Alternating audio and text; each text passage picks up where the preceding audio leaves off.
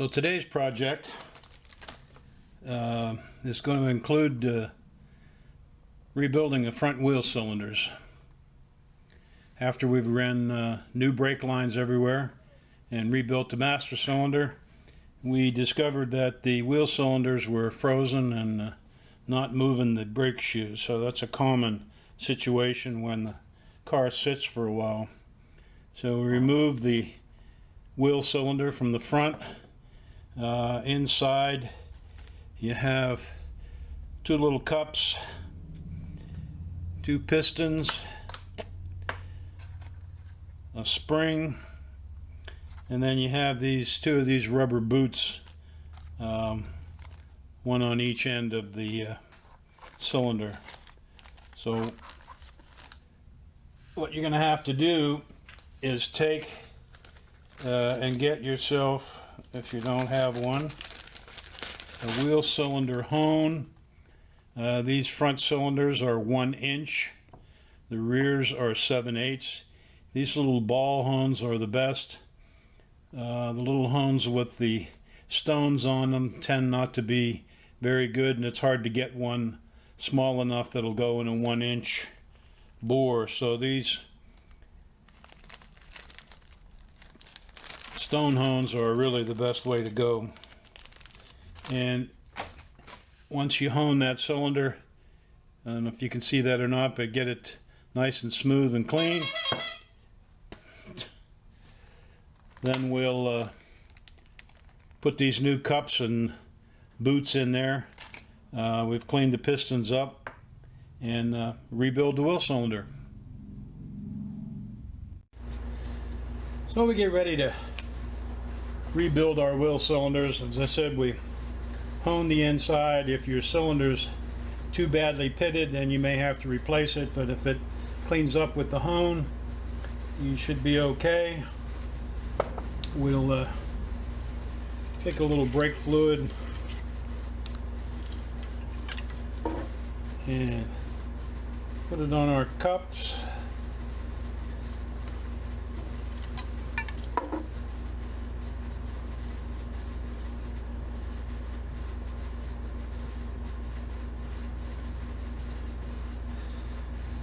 Go ahead and work a cup in, the flat side out, cup side in.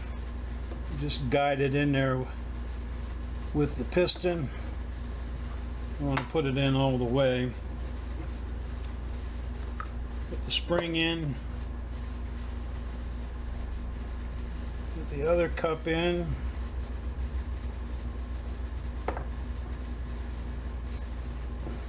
What we got to do is put these outer boots on the piston. I have to work that around into that groove.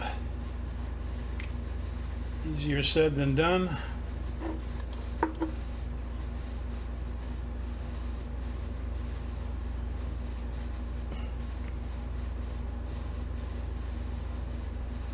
Kind of like try to mount that tire a couple of videos ago. Get it around there like that. Okay, and then we can take and put that piston down in there and get the boot down over the cylinder. You have a little small screwdriver or a pick that can help get that boot started down into that track on the outside of the cylinder. Just kind of work it around there.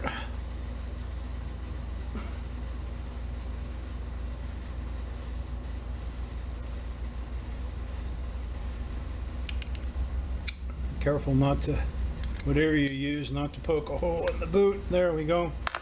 So got that one in like so. We got to repeat the process for the other side.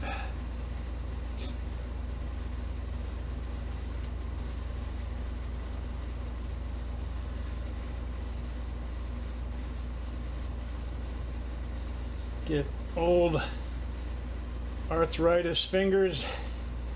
Sometimes it ain't so easy.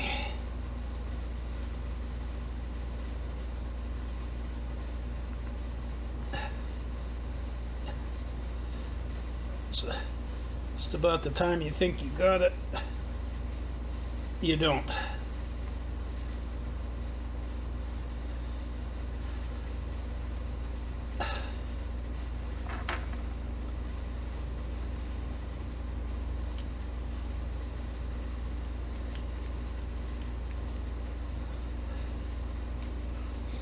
You use a little right angle pick.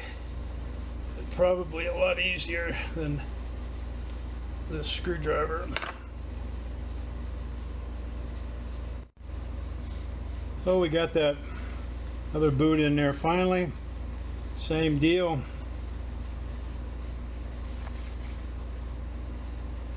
To work that boot down into that track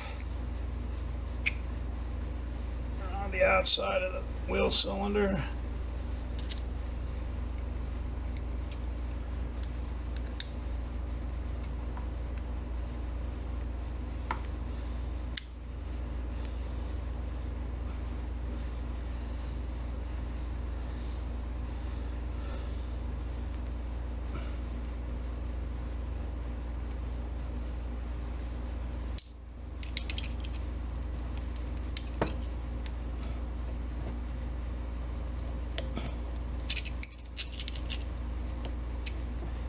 Almost, as they say, in hand grenades and horseshoes. There we go. That are on there. Push our two pistons in.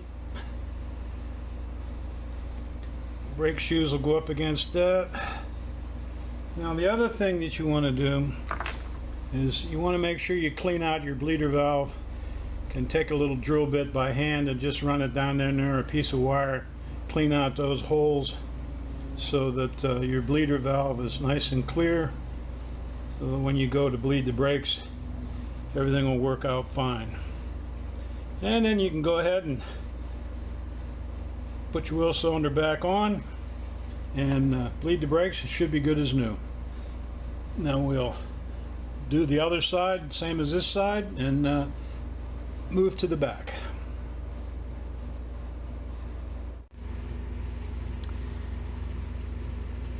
So here we're going to work on the brake light switch and the springs that go with the brake pedal and the brake light switch. The clutch pedal spring we'll have to put in a little bit later. We have the brake light switch, and you can see it's an interesting little affair. Just a couple of little prongs in there with two brass fingers that make contact. And what happens when you pull on this end of the arm, the contacts inside make a circuit between these two posts, and that's what makes your brake lights go on. This particular end of the spring hooks to this wire rod that's wrapped around the brake pedal and pulls that spring, and then there's a spring inside that pulls it back the other way. This spring hooks to this bracket right here, and we're going to have to drill a hole in that bracket up here to hook that spring to. There were two different versions of this apparently, one with a hole in the front and one with a hole in the back, and the one with the hole in the back seems to work a little better, so we'll drill a hole in the back and get those things hooked up. While we're under here, you can see that we've run new brake lines.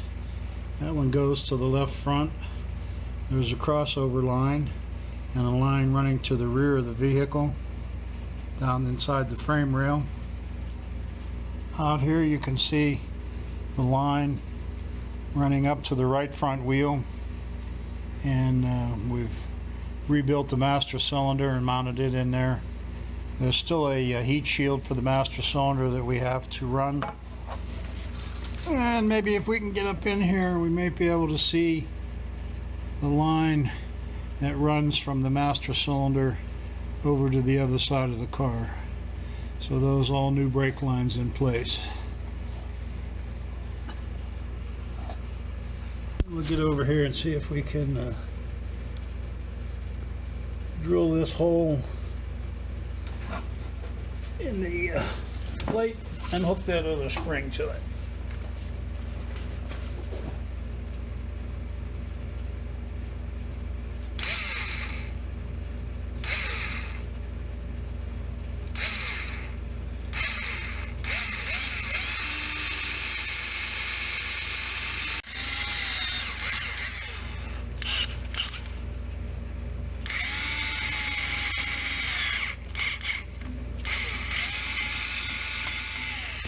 Finally.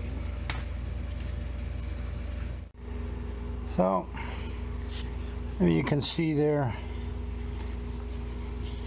get the light to stay in the right place. What we have there, we have this spring from the pedal over to the bracket, and that will pull the pedal back.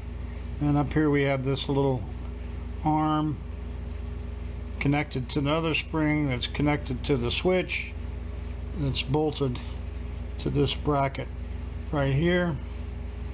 And in theory, when you push on the pedal, it'll pull on that and pull that switch on and make your brake lights work. We may have to, once we get all done and get things wired, adjust this bit in here to make sure that it's actually pulling the switch and pulling it open. Not sure how much tension we need to have on this spring. Right now we got very little tension, but when you stomp on the brakes, why, hopefully it'll work. We'll find out.